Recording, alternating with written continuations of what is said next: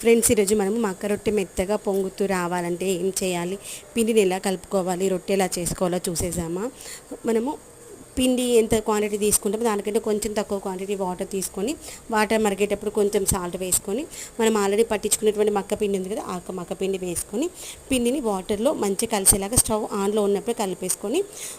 కలుపుకోవడం అయిపోయిన తర్వాత పిండి వాటర్ స్టవ్ బంద్ చేసి మంచిగా కలిపేసి మూత పెట్టి ఒక 10 నిమిషాలు మగ్గనియాలి.